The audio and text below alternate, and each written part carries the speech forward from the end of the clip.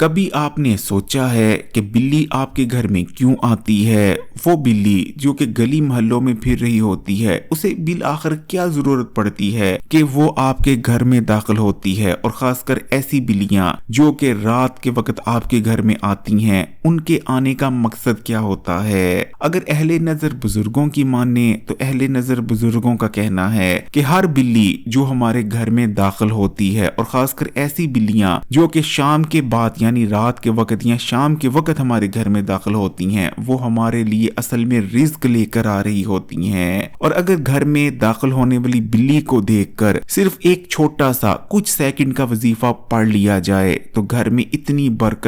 برکت پڑتی ہے کہ گھر میں دوبارہ کبھی رزق کی تنگی نہیں آتی۔ اور گھر میں داخل ہونے والی بلی کو دیکھ کر اگر آپ یہ چھوٹا سا وظیفہ کر لیتے ہیں تو دولت، پیسہ اور رزق آپ کے گھر میں ایسے آنے لگتے ہیں جیسے کہ آنے کا حق بنتا ہے۔ پیارے بہن بھائیوں، آج یہی وظیفہ میں آپ کو بتانے جا رہا ہوں، اور یقین مانے اگر بلی کے چند راز جان لینے کے بعد آپ بھی اس چھوٹے سے وظیفے کو کر لیتے ہیں تو آپ کو اتنی دولت، اتنا پیسہ مل جائے گا کہ آپ نہیں بلکہ آپ کی آنے والی اگر 7 نسلیں بھی بیٹھ کر کھائیں گی تو وہ دولت اور پیسہ ختم نہ ہوگا۔ تو پیارے بہن بھائیوں، آج میں آپ کو آپ کی 7 نسلیں بنا دینے والا چھوٹا سا وظیفہ بتانے جا رہا ہوں، اس لیے ویڈیو کو بالکل بھی سکپ مت کیجیے گا۔ بلیوں کے بارے میں اکثر ہمیں یہ سننے کو ملتا ہے کہ اگر بلی کسی کو دعا دے دے تو وہ دولت مند بن جاتا ہے، لیکن پیارے بہن بھائیوں، آپ اس چیز کو اچھی طرح سے سمجھ لیں کہ یہ صرف باتیں ہمارے معاشرے میں نہیں ہوتی، بلکہ آپ کو اس قسم کی باتیں بھارت میں بھی سننے کو ملیں گی، پاکستان میں تو ہوتی ہی ہیں، بنگلہ دیش میں بھی سننے کو ملیں گی، پورے ایشیا میں، یہاں تک کہ چائنا میں بھی آپ کو بلی کے بارے میں اس قسم کی باتیں سننے کو مل جاتی ہیں۔ اور یہ یاد رکھیں کہ چائنا کی قوم وہ قوم ہے جس کے بارے میں یہ مانا جاتا ہے کہ چائنیز لوگ ہر اس چیز کو اپنی خوراک بنا لیتے ہیں جو کہ حرکت کرتی ہے، لیکن چائنا کے لوگ بلی کو خوراک کے طور پر استعمال کرنے سے ڈرتے ہیں، کیونکہ وہ بھی اس چیز کو بخوبی جانتے ہیں کہ بلی کی دعا اور بددعا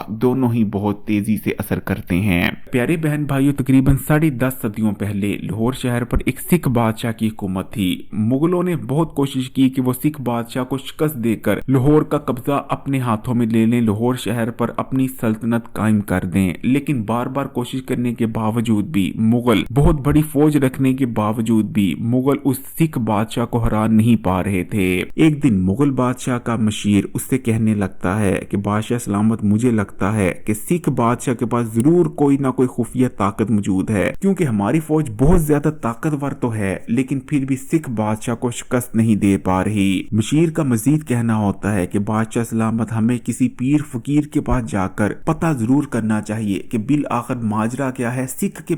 بادشاہ کے پاس کون سی ایسی طاقت ہے کہ ہم اسے ہرا نہیں پا رہے۔ جس کے بعد مغل بادشاہ اپنے پیر کے پاس جاتا ہے اور پیر کے پاس جا کر پورا حال بتاتا ہے کہ کیسے ہماری فوج بہت طاقتور ہونے کے باوجود بھی سکھ بادشاہ کو ہرا نہیں پا رہی۔ بادشاہ کے پیر صاحب تمام ماجرا سننے کے بعد کچھ دیر کے لیے اپنی آنکھیں بند کر لیتے ہیں۔ پیر صاحب کچھ دیر آنکھیں بند رکھنے کے بعد اپنی آنکھیں کھولتے ہیں اور کہنے لگتے ہیں کہ بادشاہ، پھر چاہے تم جتنی مرضی بڑی فوج لے کر سکھ بادشاہ پر چڑھائی کر دو، لیکن جب تک سکھ بادشاہ کی 7 نسلیں لاہور پر حکومت نہیں کر لیتی تم اسے حران نہیں پاؤ گے۔ بادشاہ وجہ پوچھتا ہے کہ پیر صاحب کیا وجہ ہے، کیوں میں سکھ بادشاہ کو حران نہیں پاؤں گا؟ پیر صاحب کا کہنا تھا کہ سکھ بادشاہ کے جو آباء و اجداد تھے، جو بڑے تھے، وہ بلیوں کو کھانا ڈالا کرتے تھے، پھر چاہے سردی ہو یا گرمی، وہ کسی کی پرواہ نہیں کیا کرتے تھے، باہر نکلتے تھے اور بلیوں کو کھانا ڈالا کرتے تھے۔ ایک دن بہت زیادہ طوفان آیا ہوا تھا، لیکن اس کے باوجود وہ باہر نکلتے ہیں اور بلیوں کو کھانا ڈالتے ہیں، جس کے بعد ایک بھوکی بلی ان کو دعا دیتی ہے کہ تمہاری آنے والی 7 نسلیں راج کریں گی،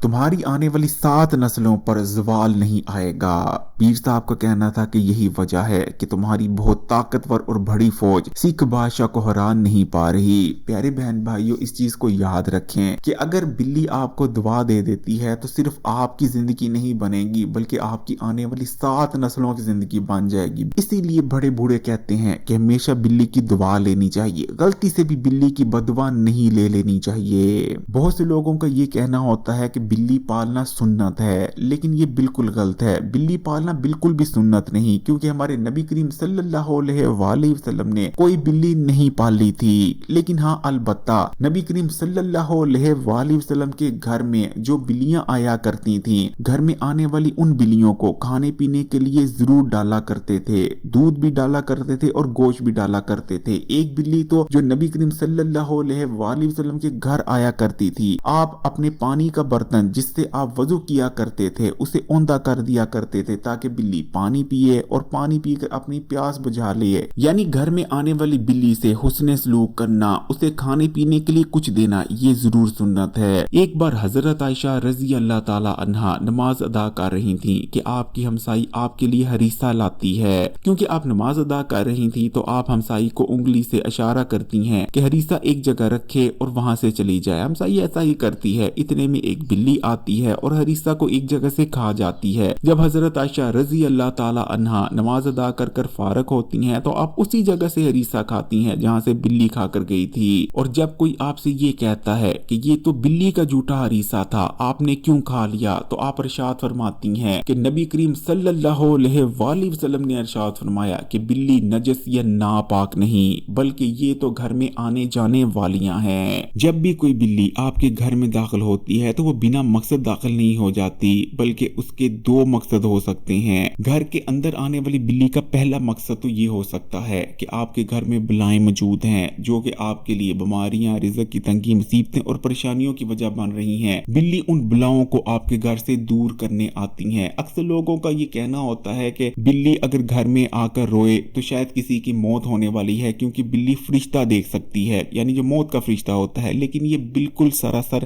غلط بات ہے۔ پیارے بہن بھائیو، نبی کریم صلی اللہ علیہ وآلہ وسلم کے ارشاد مبارک کی روشنی میں ہمیں یہ پتا ہے کہ تمام جانوروں میں صرف سفید مرغ ایسا جانور ہے جو کہ فرشتوں کو دیکھ سکتا ہے، باقی بلی سمیت کوئی ایسا جانور نہیں جو کہ فرشتوں یا خاص کر موت کے فرشتے کو دیکھ سکتا ہو سوائے مرغ کے۔ لیکن پیارے بہن بھائیو، بلیوں کے اندر یہ صلاحیت موجود ہے کہ بلیاں بلاؤں اور جنات کو دیکھ سکتی ہیں۔ اس لیے آپ کے گھر میں جو بلی آتی ہے، خاص کر ایسی بلی جو کہ مغرب یا عشاء کی اذان کے وقت آئے، وہ آپ کے گھر سے بلائیں دور کرنے کے لیے آپ کے گھر میں آئی ہے۔ جبکہ گھر میں داخل ہونے والی بلی کا دوسرا مقصد یہ ہے کہ وہ آپ کے لیے رزق لے کر آئی ہے۔ پیاری بہن بھائیو، اکثر ہماری قسمت میں بہت سی نعمتیں ہوتی ہیں، ہماری قسمت میں دولت اور پیسہ بھی لکھا ہوتا ہے، لیکن ہمارے ہاتھوں کے کیے گئے ایسے کچھ گناہ ہوتے ہیں، کچھ ایسی ہم سے غلطیاں سرزد ہو چکی ہوتی ہیں جس وجہ سے ہماری نعمتیں ہم تک نہیں پہنچ پاتی۔ اصل میں بلیاں اس لیے آتی ہیں کہ ہم ان کے ساتھ حسن سلوک سے پیش آئیں، ہم ان کو کھانے پینے کے لیے کچھ دے تاکہ جو ہمارے کیے گئے گناہ ہیں وہ معاف ہو جائیں، جس کے بعد ہماری قسمت میں جو نعمتیں لکھی ہیں وہ ہم